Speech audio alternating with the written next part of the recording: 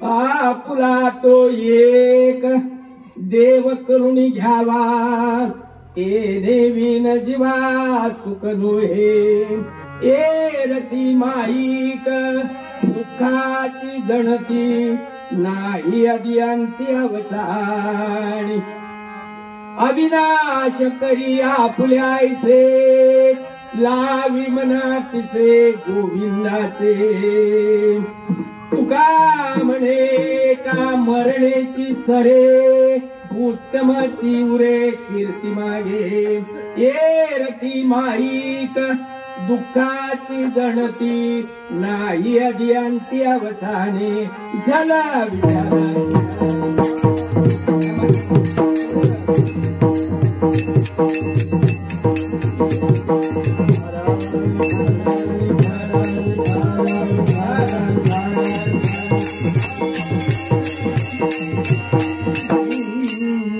महायोग पिटे तटे भीमरथ्या वरम पुंडरिकाय दातम मुनिन्द्रहे समागत्य तिष्ठन्तम आनंद कंदम परब्रह्मलिंगम भजे पांडुरंगम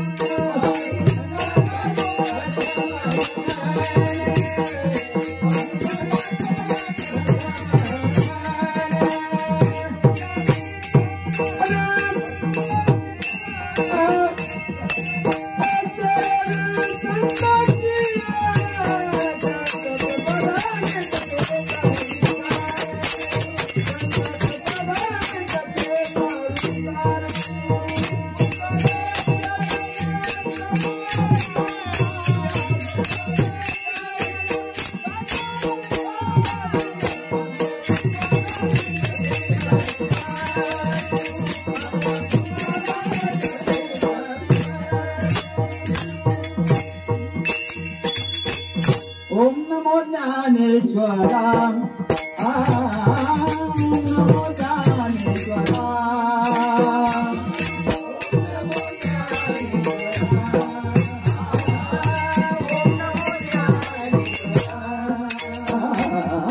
ओम नमो ज्ञानेश्वरा ओम नमो ज्ञानेश्वरा ओम नमो ज्ञानेश्वरा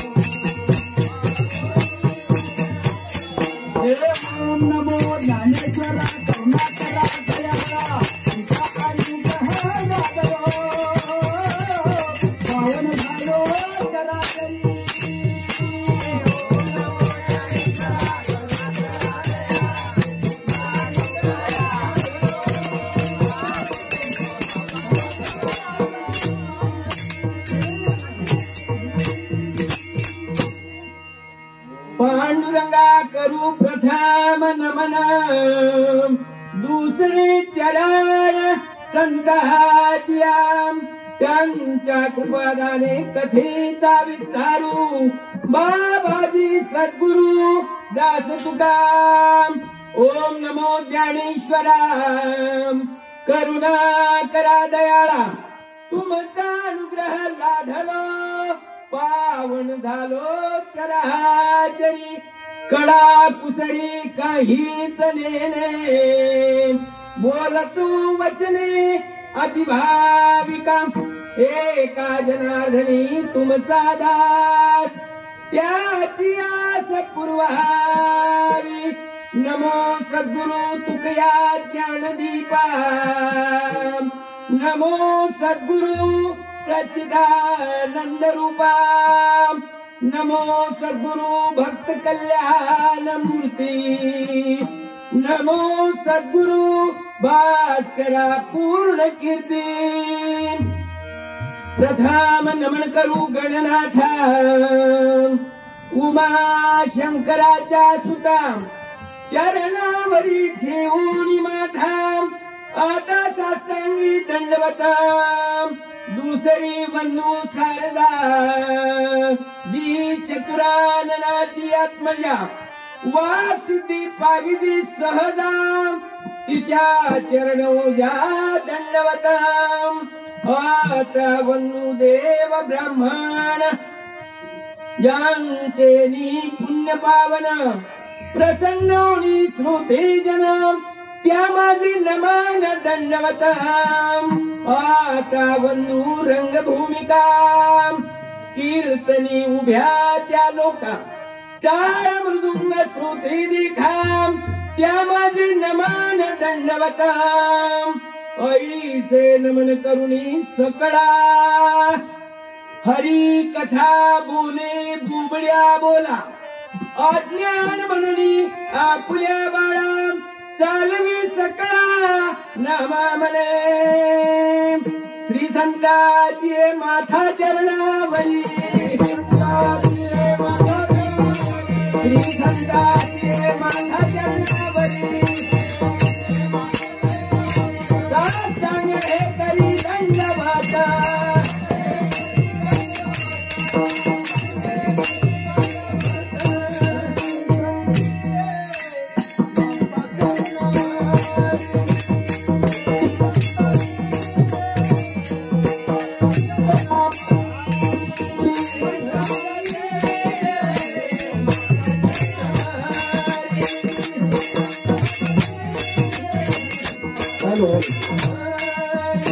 श्री संताची माता चरणावरी, श्री संताची माता चरणावरी,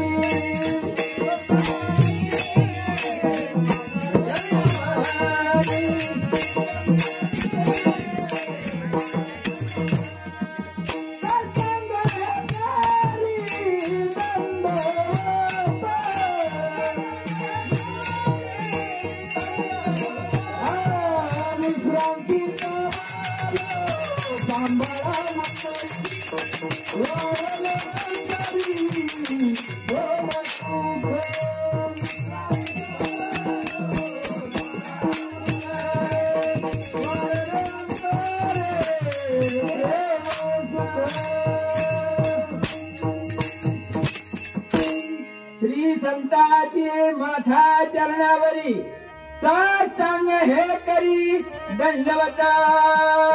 विश्रांती पावलो सांभाळा उत्तरी, वाढले अंतरी प्रेम सुख, जयाची केली स्मरण, होय सकल विद्यांचे अधिकरण. तीच बंधू श्री गुरु चरण, ते नमस्कारो नियाता. गुरुर् ब्रह्मा गुरुर्विष्णू गुरुर्देव महेश्वरा, गुरुर् साक्षात परब्रह्म, तस्मै श्री गुरुवे नमः. ओम नमो जी आद्याम वेद प्रतिपाद्याम, जय जय स्वसंवेद्या आत्मरूपा देवा तूची गणेशु सकलार्थमति प्रकाशु मने निवृत्ती दासु अवधारी दुनी आपुला तो एक देव करुणी घ्यावा तेने विना जीवा सुखनो हे ये रती माईक दुःखाची जडती नाही अदियंती अवसानी प्रस्तुत प्राप्त स्थळी प्राप्त समयी कीर्तन रूपी सेवेसाठी घेतलेला हा अभंग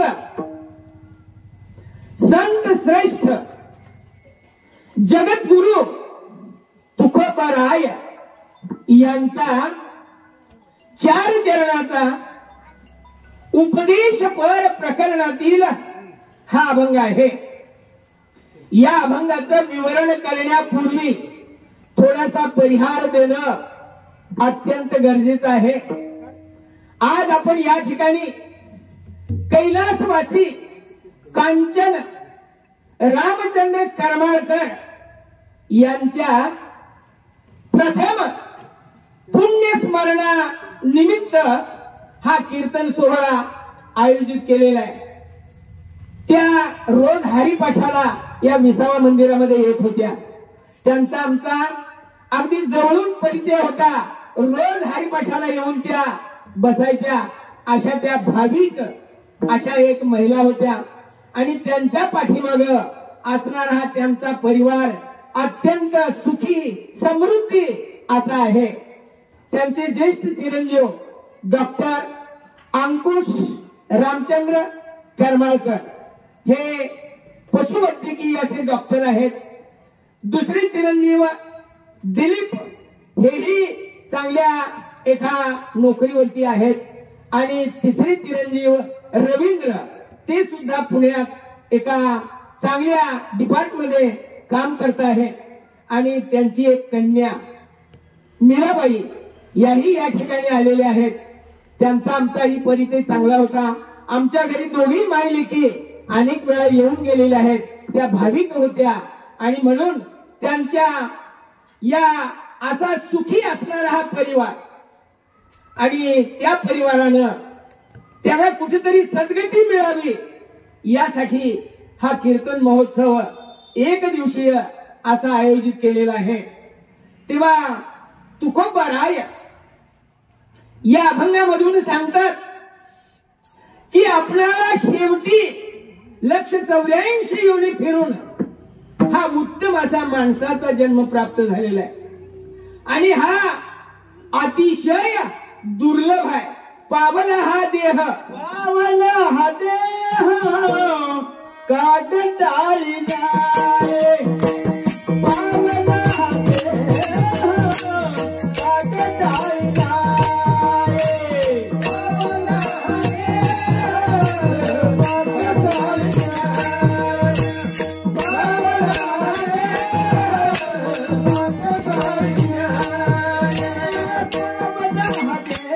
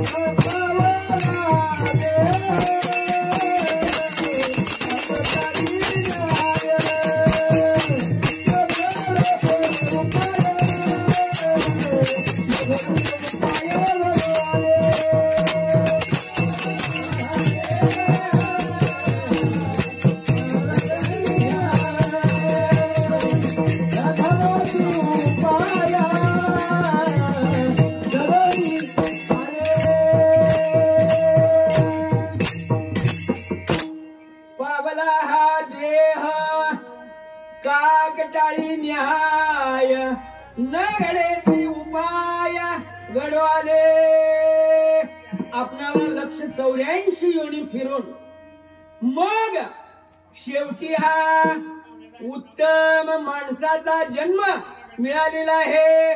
पाप पुण्य करुणी जन्मा येतो प्राणी नरदेहा येऊनी हानी केली जन्माचे ते मूळ पाहिले शोधून दुःखासी कारण जन्म घ्यावा.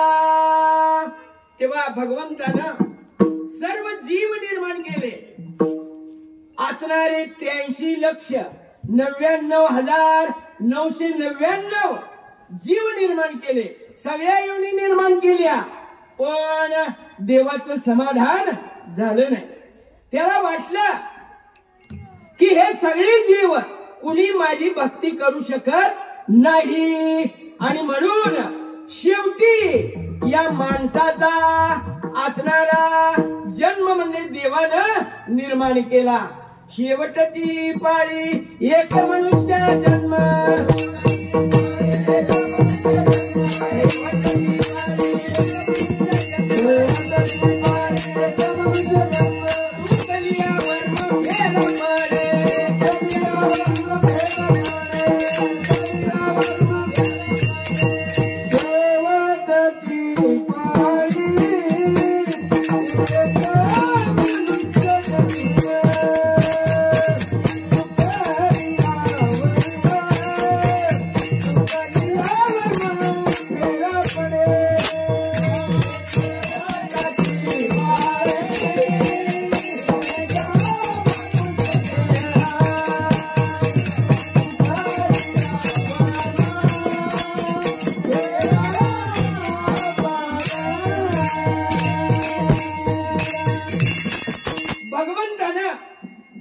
मानवाची निर्मिती शेवटी केलेली आहे.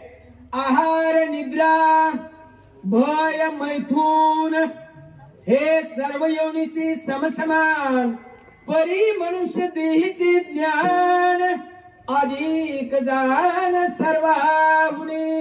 आहार खायला लागतं. माणसाला जेवण करणं अत्यंत आवश्यक आहे.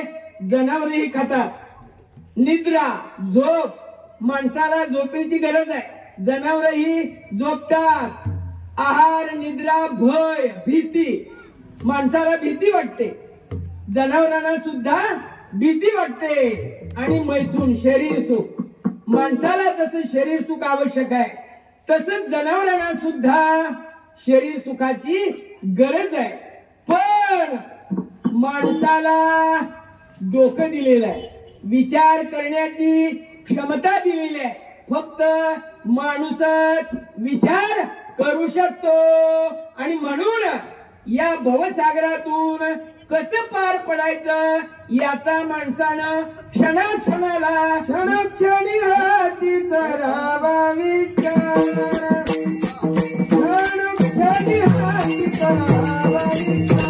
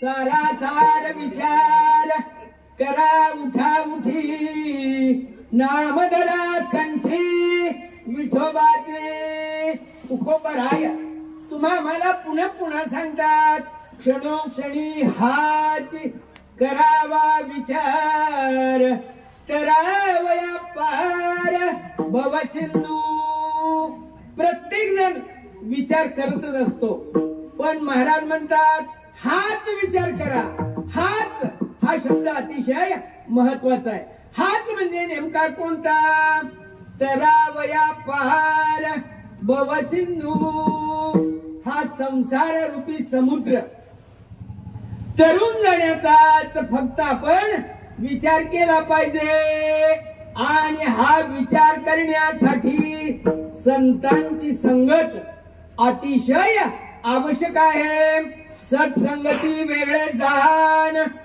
तात्काळ पावावया माझे स्थान अनेक नाहीच साधन सत्य जाण उद्धवा भगवान श्री कृष्ण उद्धवाला सांगतात की हे उद्धवा माझी प्राप्ती करून घेण्यासाठी सत्संगाची अत्यंत गरज आहे आणि म्हणून हरिपाठामध्ये माऊली सांगतात संताचे संगाती मनोमागे संताचे संगाती मनोमागे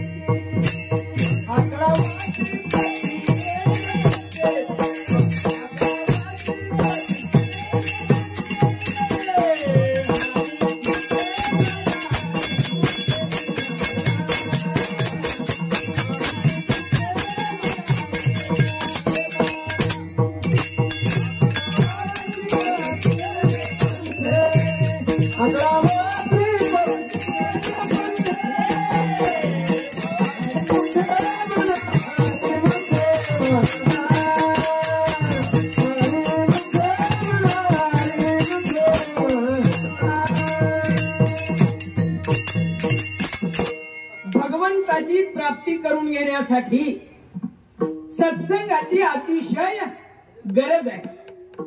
सत्संगाशिवाय देवाची प्राप्ती होऊच शकत नाही.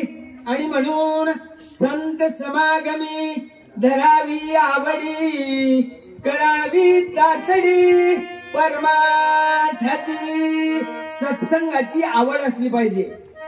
सत्संगाशिवाय देवाची प्राप्ती होऊच शकत नाही. आणि म्हणून संतांचा सहवास आपण अखंड ठेवला पाहिजे. सत्संग काय करू शकतो? मल्याद्रीच्या ठाई चंदनाची झाडी पायी, तेने डोंगर सर्वही केला लवलाई चंदना. नाही आपण तेथे गेला, नाही उपडून आणला, अंगवात वरून गेला तेने गिरकीला चंदना. हा चंदनाचा गुणधर्म आहे. आणि संत सुद्धा चंदनासारखे असतात. तुका म्हणे गुण, तुका म्हणे गुण चंदनाचे, तुका म्हणे गुण चंदनाचे.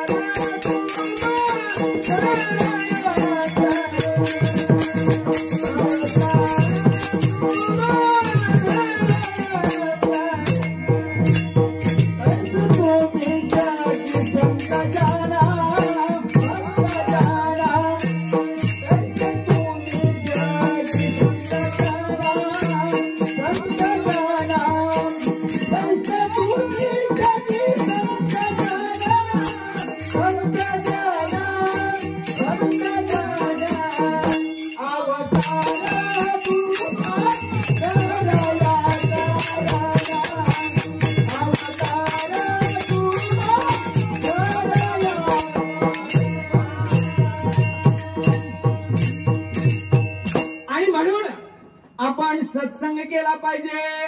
चांगल्याच्या संगतीमध्ये राहिलं पाहिजे. आपण सहज म्हणतो डवळ्या शेजारी पवळा बांधला आणि वाण नाही पण गुण लागला. द्राक्षाचा वेल लिंबावरी गेला, कडू कार्य झाला संगती गुण. हा संगतीचा परिणाम. आणि म्हणून आपणाला जर सुखी व्हायचं असेल, भगवंताची प्राप्ती करून घ्यायची असेल तर आपण संतांची संगत केली पाहिजे. आपण रात्रंदिवस एवढे कष्ट करतो, पैसा मिळवतो कशासाठी? आपणाला सुख मिळावं म्हणून आपण एवढा उपद्व्याप करतो. पण या संसारात मिळत नाही.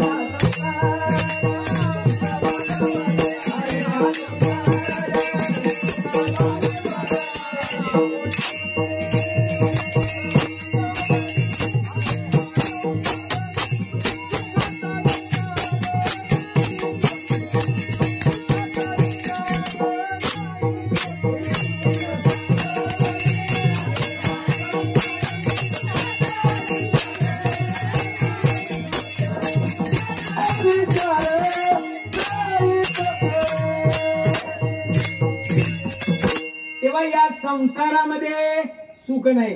संसार दुःख मूळ, चहूकडे इंगाळ, विश्रांती नाही कोठे, रात्रंदिवस तळमळा. संसारात सुख पाहता जवा पाडे, दुःख पर्वता एवढे. दुःखच दुःख आहे, दुःख बांधवडी आहे हा संसार, पण सुखाचा विचार नाही कोठे. जर आपणाला सुख पाहिजे असेल तर नेमकं सुख कुठे आहे, तर ते सुख देवाजवळ आहे. सर्व सुखाचे आधार बाप रखमा देवीवर, सर्व सुखाचे आधार म्हणे नरहरी सोनार. सर्व सुखाचे आगरम जणी म्हणे शाळंदरा, सर्व सुखाचे आगरम अन तो हा उभा विठेवरा. जर आपणाला सुखी व्हायचं असेल तर तो देव आपलासा केला पाहिजे. आणि म्हणून महाराज पहिल्या चरणात म्हणतात, तो एक देव करणी आपुला, तो एक देव करणी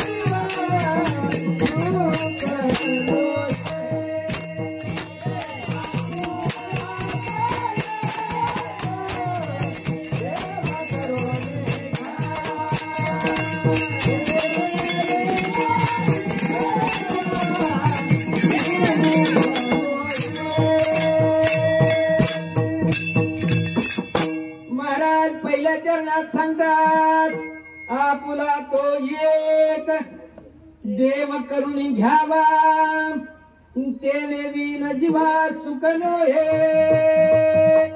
एक देव आहे, अनेक देव नाही. आपल्या हिंदू धर्मामध्ये 33 कोटी देव सांगितलेले आहेत. म्हणजे 33 प्रकारचे देव सांगितलेले आहेत.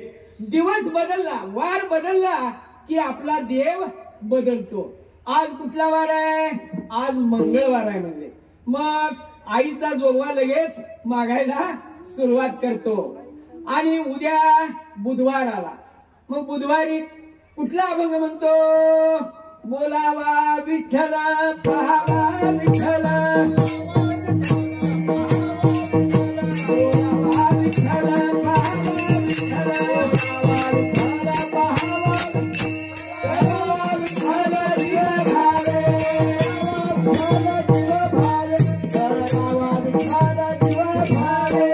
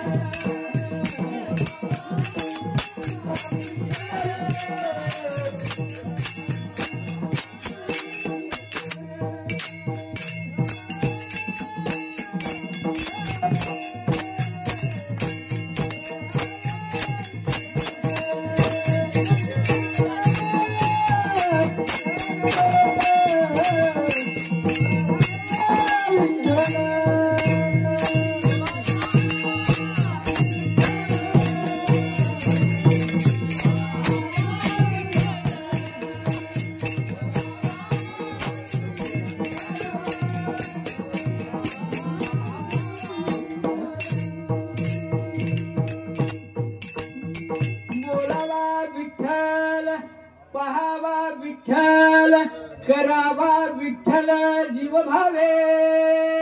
एक निष्ठेनं त्या विठ्ठलाची भक्ती आपण केली पाहिजे. पण गुरुवार आला की लगेच दत्ताची भक्ती सुरू करतो आणि दत्ताचं चिंतन करतो. शुक्रवार आला की पुन्हा आईची भक्ती करतो. शनिवार आला की मग शरण शरण हनुमंता, आणि तुझा आलो रामदूता. रविवार आला की येळकोट येळकोट जय मल्ला, आणि सोमवार आला की शिवभोळा चक्रवर्ती. अशा प्रकारे महादेवाची भक्ती सुरू होते. रोज एक देव नकोय. निष्ठावंत भाव भक्ताचा स्वधर्म, निर्धार हे वर्म चुकू नये. तुम्हाशी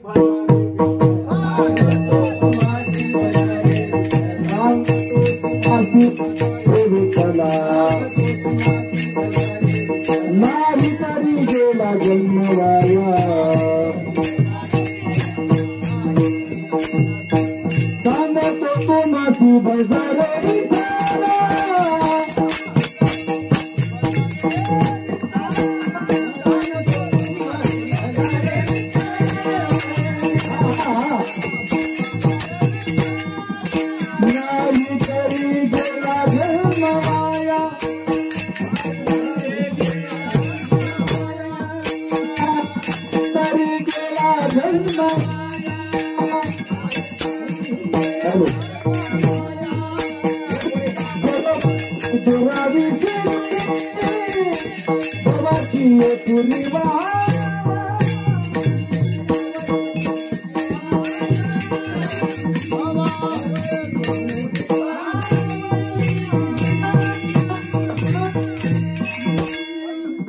एकच देव आहे, अनेक देव नाही.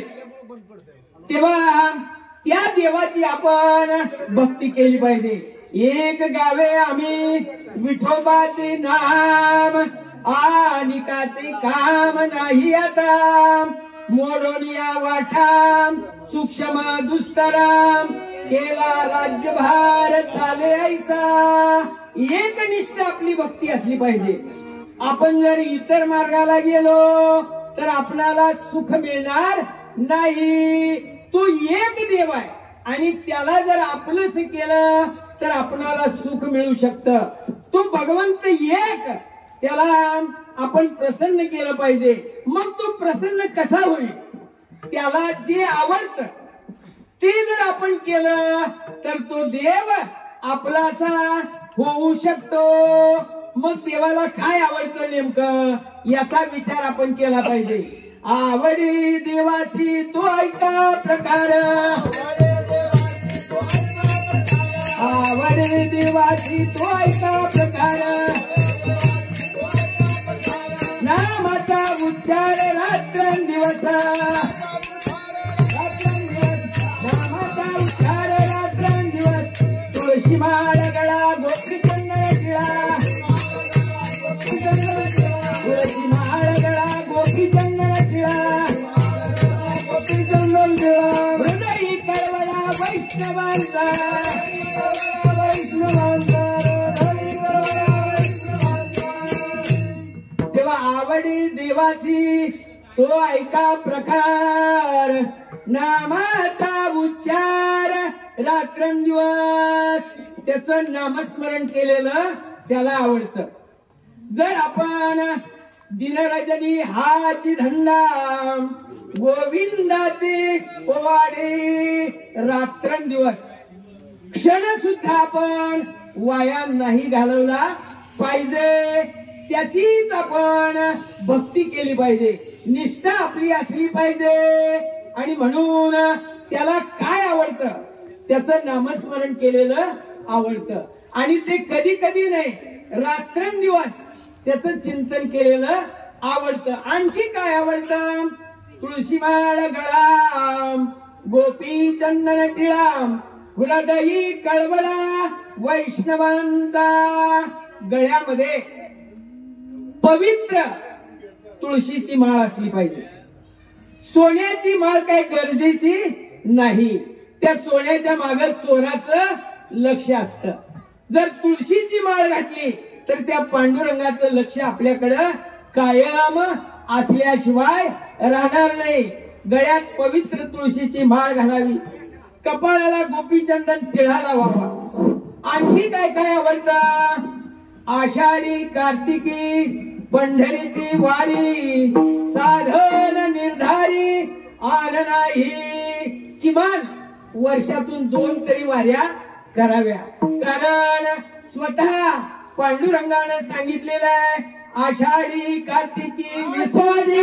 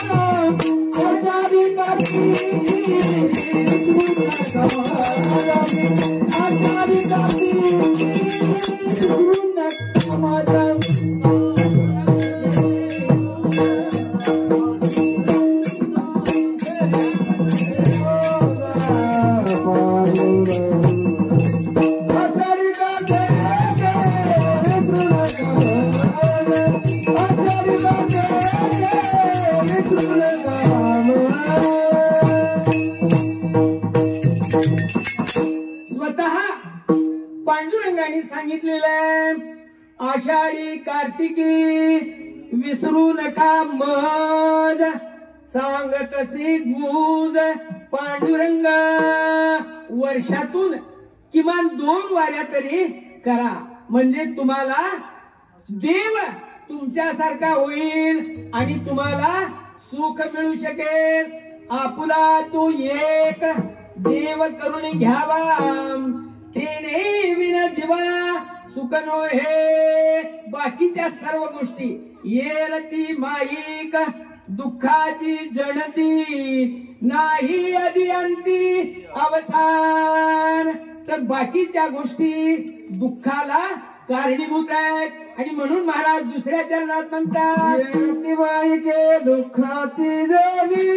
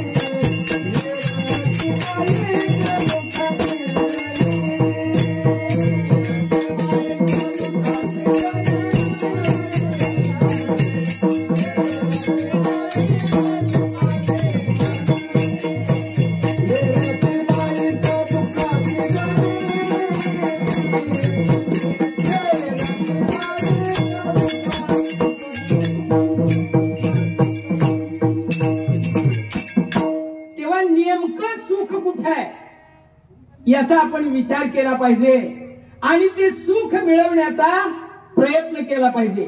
एक आजीबाई होती बघा, आणि ती वाकळा शिवायची. वाकळा पूर्वीच्या काळामध्ये वाकळा होत्या. वाकळा धोतर त्याचं पाल करायचं, पुन्हा लुगडी असायची, त्याची मधली 3-4 थर द्यायचे आणि पुन्हा त्याच्यावरती ठिगळं लावायची आणि सुईनं ती शिवायची.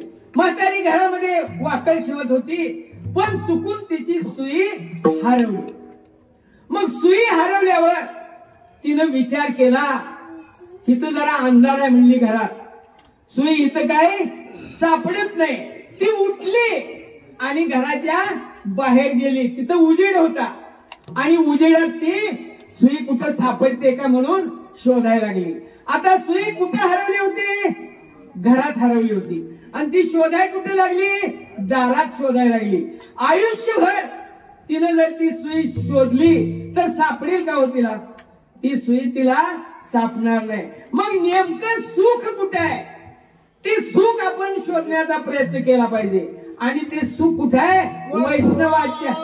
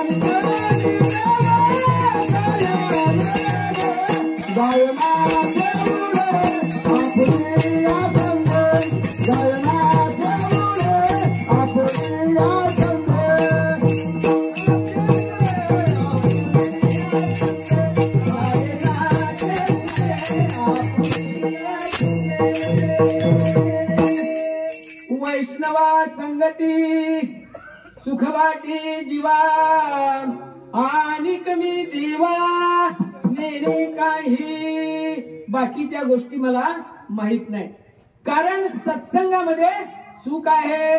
गाये नाचे उडे आपुलिया छंदे मनाच्या आनंदे आवडीने लाज भय शंका दुराविला मान. इथं लाज वाटायचं काही कारण नाही. कीर्तनामध्ये जर आपण नाचलो तर लाजायचं काही कारण नाही, कारण नामदेव महाराज कीर्तन करतात. नामदेव कीर्तन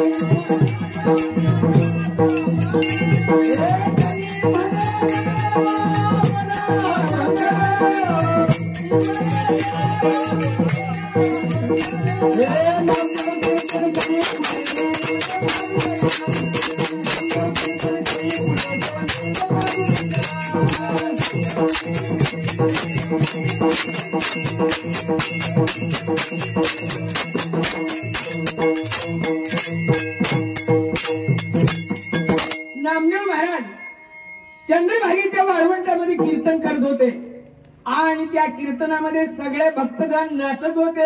अहो जगाचा बाप स्वतः पांडुरंग सुद्धा त्या कीर्तनामध्ये नाचायला लागलेला आहे. देहभान विसरलं आहे कोठे आयसा आठवायची नाही देहीच विदेही भोगू दशा. देहभान विसरला, पांडुरंग नाचायला लागला. नाचता नाचता पितांबर गळून पडला. कबीर महाराज म्हणाले देवा सावध व्हा म्हणाले, पितांबर गळून पडलेला आहे.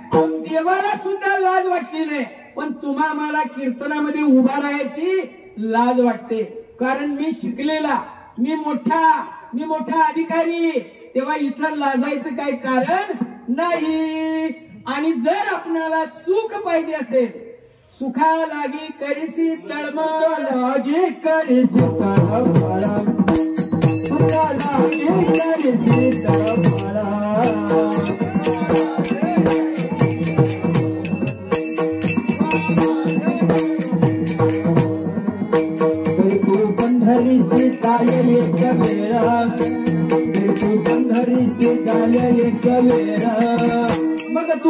अवघाती दुःख रूप होती अवघाती दुःख रूप होती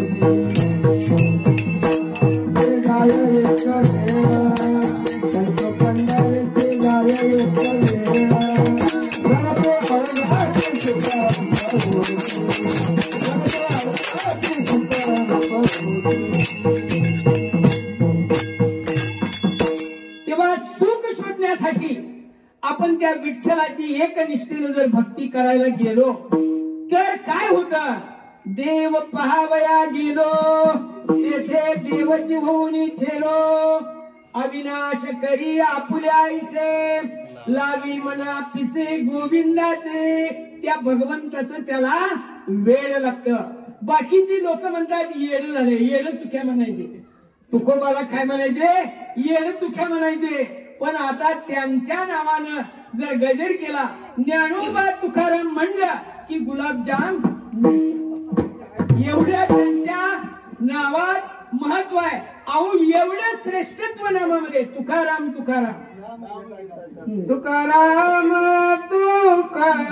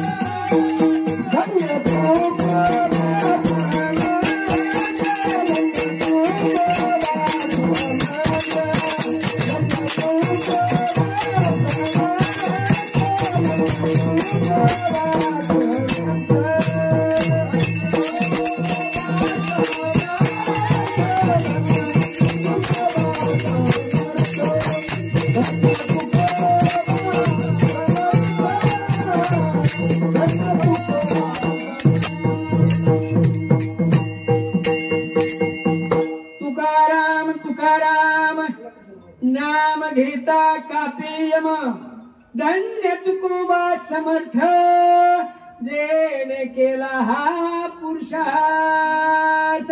त्या भगवंताच्या नावाचा जर छंद लागला तर माणूस चिंतने चिंतने तद्रूपता.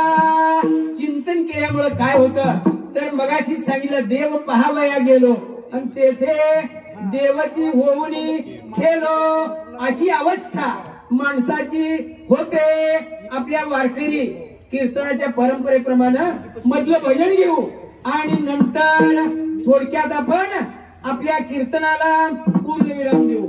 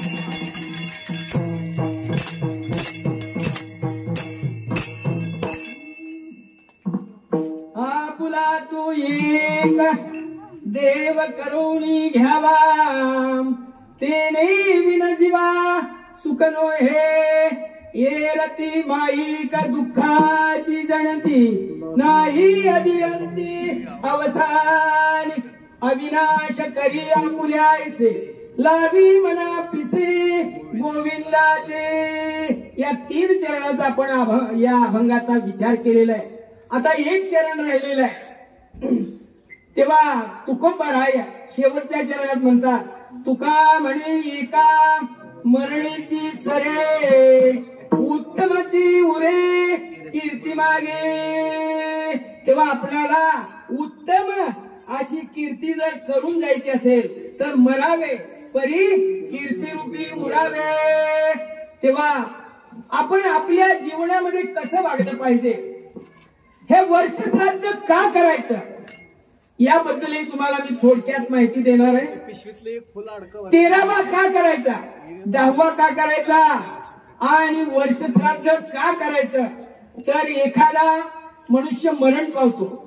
मरण पावल्यानंतर त्याचा जो जीवात्मा आहे तो 13 दिवस त्याच्या घराभोवती फिरत असतो. आपल्या हिंदू धर्मामध्ये प्रत्येक जीवावरती 16 संस्कार झाले पाहिजेत अशा प्रकारचा दंडक आहे. पण ते नेमके 16 संस्कार कुठले हेही आपल्याला माहित नाही आणि ते सगळ्यावरती होऊ शकत नाहीत. फक्त पहिला संस्कार म्हणजे नामकरण संस्कार, ज्याला आपण बारस म्हणतो. कारण उपजल्या बाळकाशी नाव नाही तयापाशी ठेविल्या नावाशी ओदित उठे. जन्मल्याबरोबर त्या बाळाच्या कपाळावर नाव लिहिलेलं नसतं. 12व्या दिवशी बारस घातलं जातं आणि त्याचं नाव ठेवलं जातं. याला नामकरण संस्कार म्हणतात. आणि दुसरा संस्कार आपल्या जीवनामध्ये जो होतो तो म्हणजे विवाह संस्कार. लग्न केलं जातं. एखाद्याचं होत नाही, तो ब्रह्मचारी राहतो, त्याचा 14वा करतात आणि विवाहित माणसाचा 13वा करतात. त्यानंतर शेवटचा जो संस्कार आहे तो अंत्यसंस्कार. जीव गेल्यानंतर त्याला अग्निसंस्कार दिला जातो, त्यालाच अंत्यसंस्कार असे म्हणतात. 3 संस्कार प्रत्येकाच्या जीवनामध्ये होऊ शकतात. पण राहिलेले जे 13 संस्कार आहेत ते होत नाहीत. खर तर बाळ आईच्या पोटामध्ये राहिल्यापासून संस्कार करायला सुरुवात होते, त्याला गर्भसंस्कार म्हणतात. आपल्याला माहिती आहे असणारा भक्त प्रल्हाद कयाधू मातेच्या पोटामध्ये होता. हिरण्यकश्यपू तपश्चर्या करायला गेला. घोर तपश्चर्या पाहून इंद्राला भीती वाटायला गेली. इंद्राला वाटलं आपलं पद आता काय राहत नाही आणि म्हणून त्यानं या हिरण्यकश्यपूच्या बायकोचं अपहरण केलं. तो तिला घेऊन चालला. नारद महर्षींची भेट झाली. नारद महर्षींनी सांगितलं बाबा रे, या पतिव्रतेला तू कशाला घेऊन चाललेला आहे. ही महान साध्वी आहे, हिच्या पोटी महान हरिभक्त जन्माला येणार आहे, तू सोडून दे. नारद महर्षींच्या सांगण्यावरून कयाधूला सोडून दिलं. नारद महर्षींच्या आश्रमामध्ये ती आली. त्यावेळेला बाळ हे 4 महिन्याचं पोटामध्ये होतं आणि त्या बाळावर ते संस्कार झाले आणि त्या संस्काराचा काय परिणाम झाला. सत्वर उच्चारी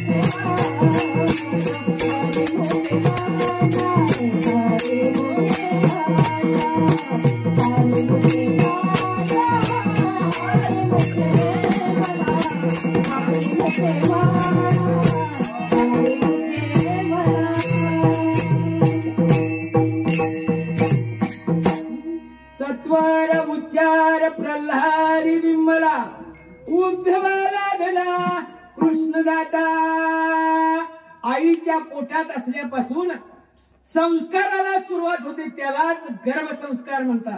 हिंदवी स्वराज्याची स्थापना करणारे शिवछत्रपती ज्यावेळी माता जिजाऊच्या पोटामध्ये होते, त्यावेळेला जिजाऊ मातेनं रामायण महाभारत या कथा वाचल्या आणि म्हणून हे शिवछत्रपती हिंदवी साम्राज्य निर्माण करू शकले.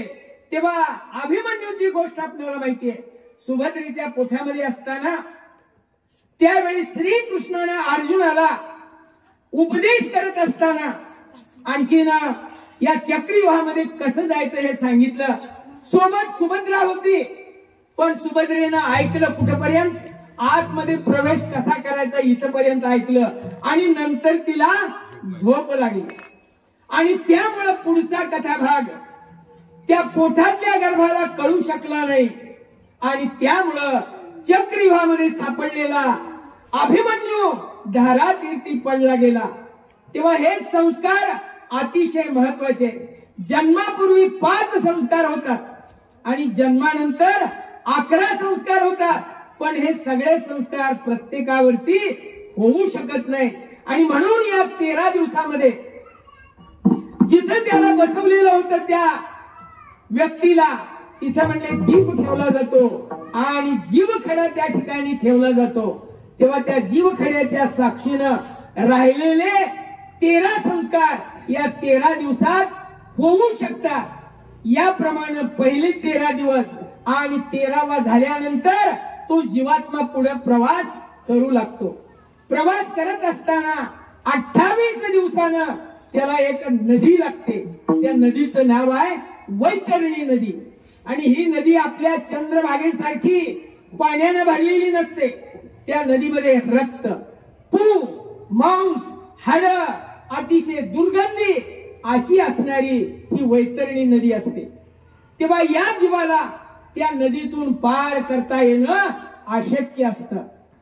पण ज्यानं दानधर्म केलेला आहे, ज्यानं परोपकार केलेला आहे, लोकांच्या हितासाठी जो झटलेला आहे, अशा व्यक्तीला कामधेनू आपल्या पाठीवरती घेऊन पुढे जाऊ शकते.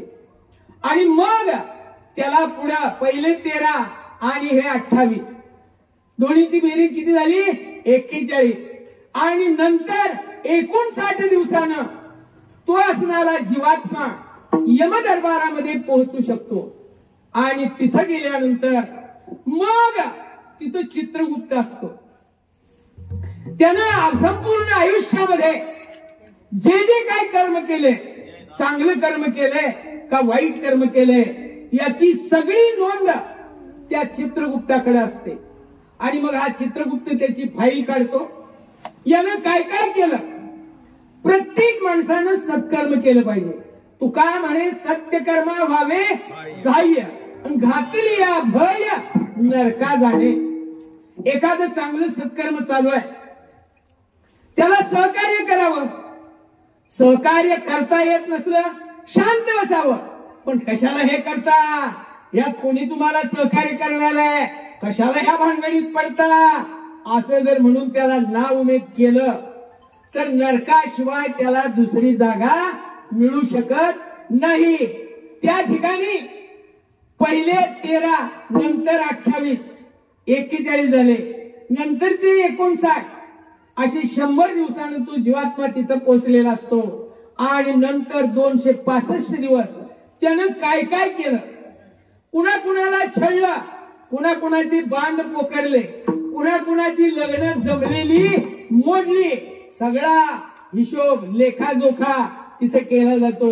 आणि बरोबर 1 वर्षानं त्याला कुठली गती द्यायची हे यमराज ठरवतात. आणि मग त्याला स्वर्गात घालायचं का नरकात याला त्या ठिकाणी शिक्षा लावायची, याचा निवाडा त्या ठिकाणी होतो. मारिती, झोडीती, तोडीती, निष्ठुर आणि यमाचे किंकर बहुसाल. याप्रमाणे त्या जीवाला तिथं शिक्षा भोगावी लागते. आणि जर सत्कर्म केलेलं असेल तर त्याला स्वर्गाच्या ठिकाणी, वैकुंठाच्या ठिकाणी जागा मिळते. जसं कर्म आहे तसं त्याचं फळ आपल्याला भोगावं लागतं. आणि म्हणून महाराज शेवटच्या चरणामध्ये म्हणतात, तुका म्हणे एका, तुका म्हणे एका, तुका म्हणे एका, म्हणे तिचा रे, तुका म्हणे एका, तुका म्हणे एका,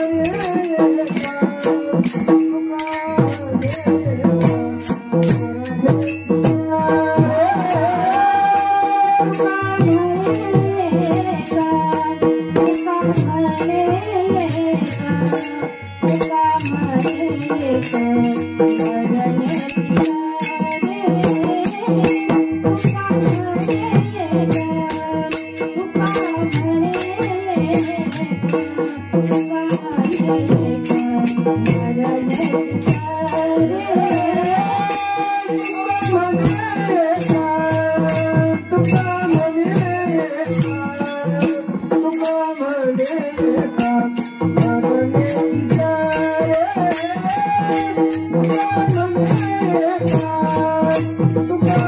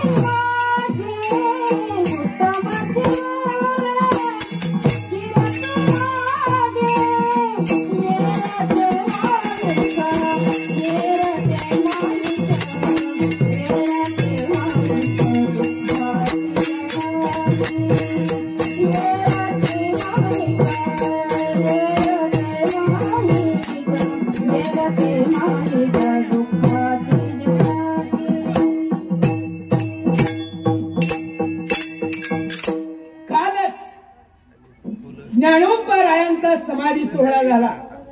ज्ञानोबाराय या भूतलावरती कशासाठी आले? हा सामान्य जीव भवसागरामध्ये बुडायला लागलेला आहे. त्याची कीव माऊलीने आली आणि म्हणून वैकुंठाच्या ठिकाणी वास्तव्य करणारे असे हे संत या भूतलावरती कशासाठी? आम्ही वैकुंठवासी, आम्ही वैकुंठवासी.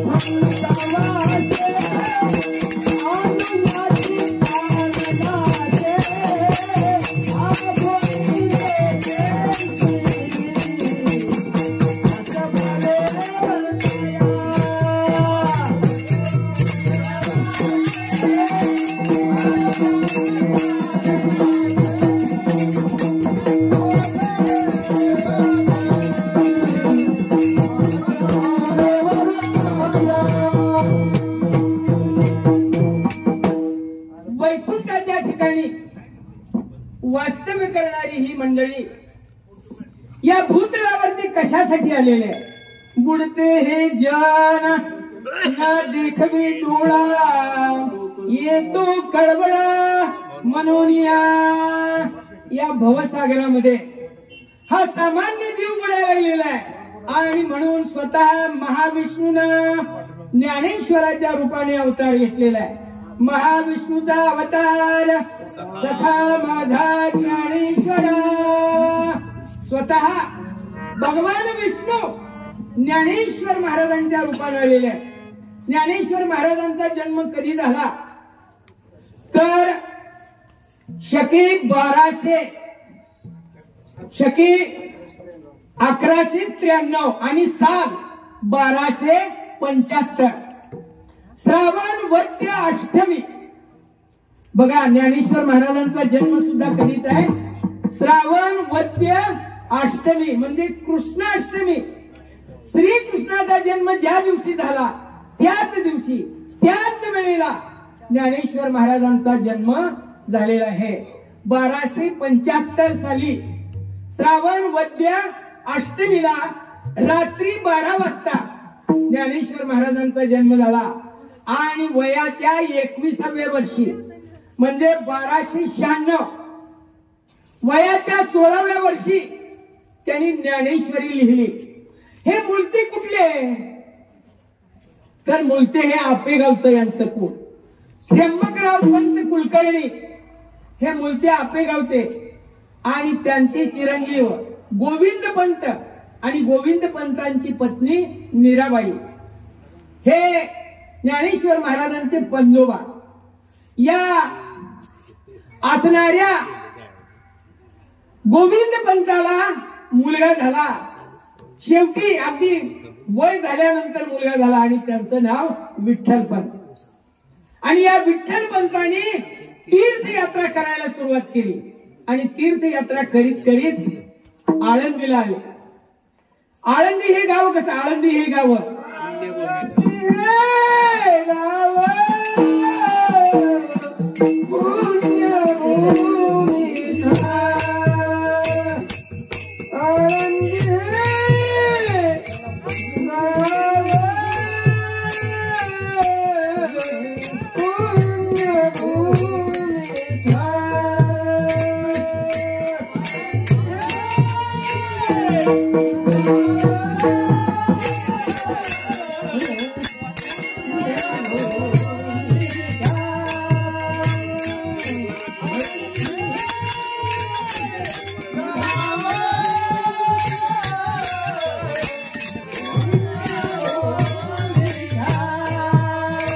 दैवताचे नाव सिद्धेश्वर, दैवताचे नाव सिद्धेश्वर।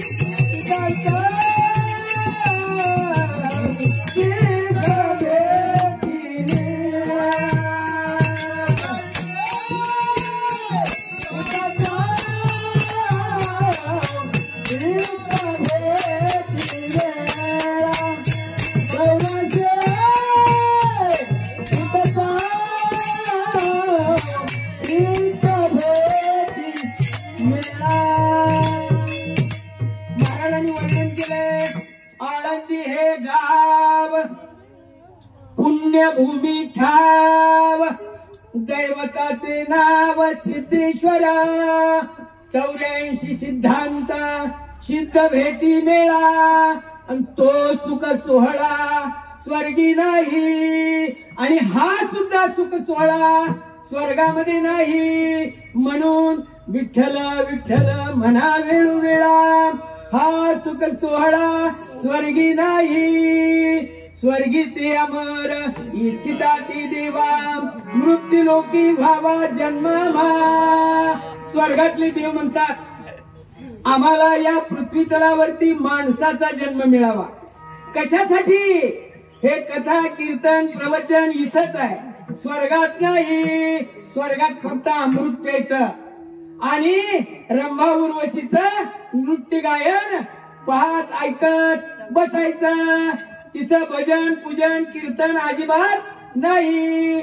म्हणून देव म्हणतात स्वर्गीचे अमर इच्छित ती देव मृत्युलोकी व्हावा जन्मावा, मृत्युलोकी व्हावा जन्मावा.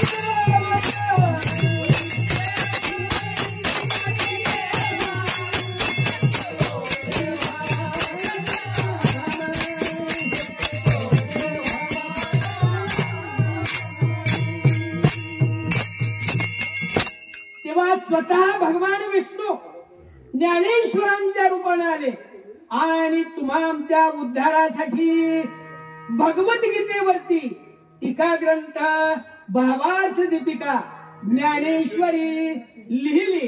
भाव धरोनिया वाची ज्ञानेश्वरी, कृपा करी श्रीहरी तयावरी. श्रद्धेनं भाव ठेवून जर आपण ज्ञानेश्वरी जर वाचली तर आपल्यावरती त्या भगवंताची कृपा होऊ शकते. भाव पाहिजे. भावेवीन भक्ती, भक्तीवीन मुक्ती, बळेवीन शक्ती बोलू नये. भाव बळे आकळे, येरवी नाकळे, करतळी आवळे कैसा हरी. ज्ञानेश्वर महाराजांनी आपल्यावरती फार मोठे उपकार केलेले आहेत. भगवान श्रीकृष्णानं कुरुक्षेत्रावरती अर्जुनाला जो उपदेश केला ती श्रीमद भगवद्गीता 700 श्लोक, महाभारत 1.25 लाख श्लोकाचं आहे. त्यामधले भीष्म पर्वातले 700 श्लोक या भगवद्गीतेमध्ये आहेत. आणि ही भगवद्गीता म्हणजे एक सोन्याचा गोळा आहे आणि त्या सोन्याचा उत्तम दागिना म्हणजे ही ज्ञानेश्वरी आहे. गीता अलंकार नाम ज्ञानेश्वरी, गीता अलंकार नाम ज्ञानेश्वरी.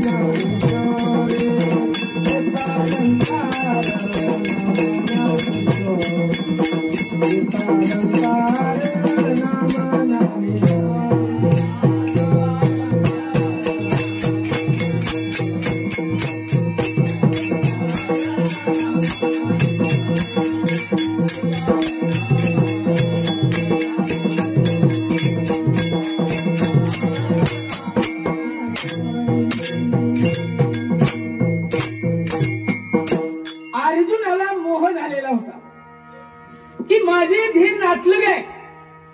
पितामह भीष्माचार्य हा दुर्योधन तरी कोण आहे? माझाच सख्खा चुलत भाऊ आहे आणि गुरु द्रोणाचार्य यांना मी कसं मारू.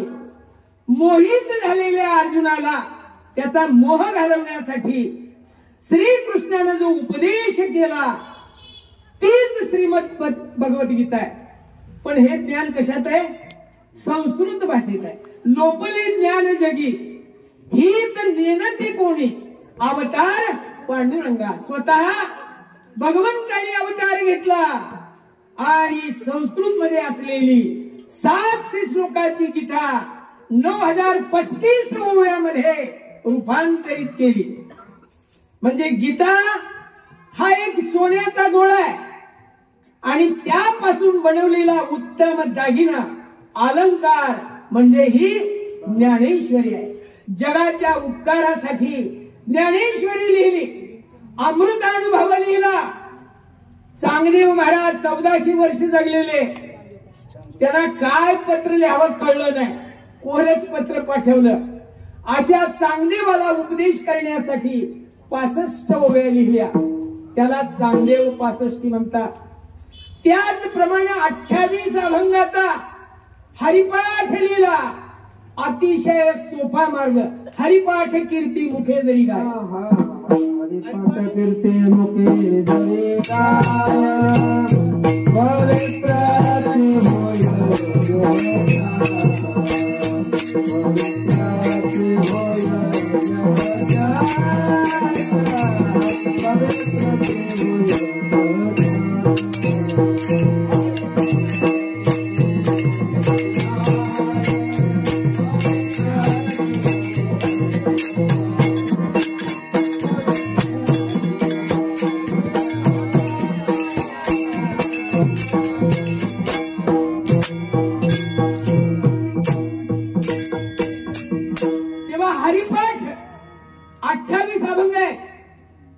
हरिपाठ कीर्ती मुखे जरी गाय आणि पवित्रची होय देह त्याचा.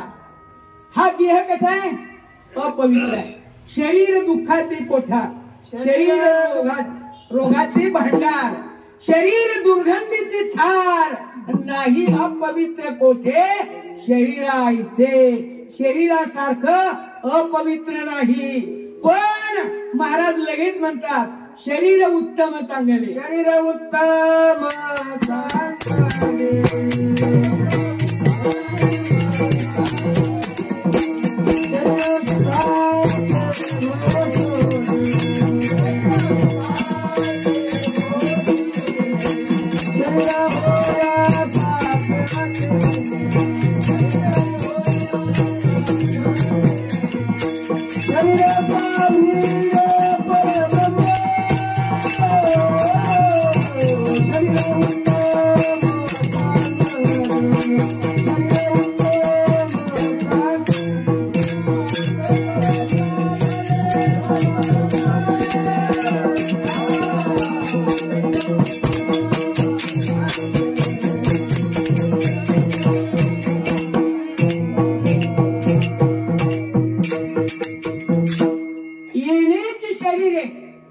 शरीर पण सरे आणि किंबहुना येर झाले चिरा पडे.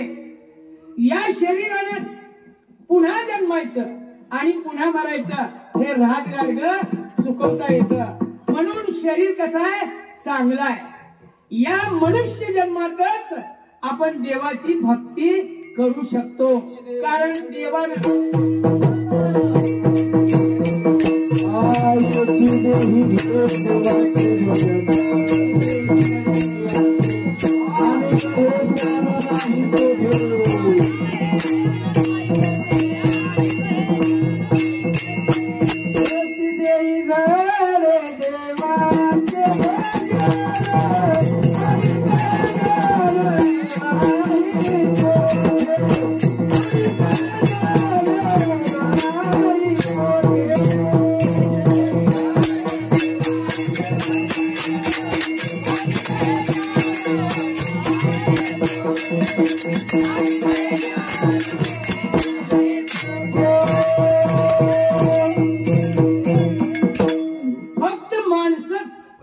देवाचं भजन करू शकतात. 22 गाढवं एकत्र जमलेत आणि ते भजन करायला लागलेत. असं कुठं बघितले का आपण? असं शक्य नाही. माणसंच देवाचं भजन करतात, कारण देवे देह दिला भजना घुमटा परी झाला फाटा या बाधिकेचा आपणाला दिवसभर असं सांगता येईल. कारण गायक मंडळी भरपूर आहे. हे ओळीनं 4 वीर गायक आहे. इकडं आमच्या मीनाताई आहे, पीटी मास्तर आहेत, आबा पोरे, सगळे उत्तम असे गायक आहेत. दिवसभर म्हणलं तरी हे करता येईल, पण वेळेची मर्यादा आहे. आपलं कीर्तन 10:15 चालू झालेलं आहे, आता 12:15 वाजून गेलेले आहे. तेव्हा वेळेची मर्यादा लक्षात घेऊन आपण आता कीर्तनाला पूर्ण विराम देणार आहोत. किंबहुना तुमचे केले धर्म कीर्तन हे सिद्धीस गेले, एथ माझीची उरले पायिकपणा न्यून ते पुरते अधिक ते सरते करून घ्यावे तुमचे विनवित असे. आता या कर्माकर परिवारातील जी मंडळी त्यांची 3 मुलं 3 सुना, त्याचप्रमाणे त्यांची मुलगी यांनी इथं जवळ यायचं आहे आणि पुष्पवृष्टी करायची आहे. आता असणारा फुलाचा अभंग घेतला जाईल. आम्ही जातो, तुम्ही कृपा असू द्यावी. हा अभंग झाला की गजर केला जाईल आणि पुष्पवृष्टी केली जाईल. तेव्हा आता अभंगाला सुरुवात होते. या परिवारातील नंतर असतं, या परिवारातील सगळी मंडळी पुन्हा या ठिकाणी या आणि पुष्पवृष्टी करा. आम्ही जातो तो मी कृपा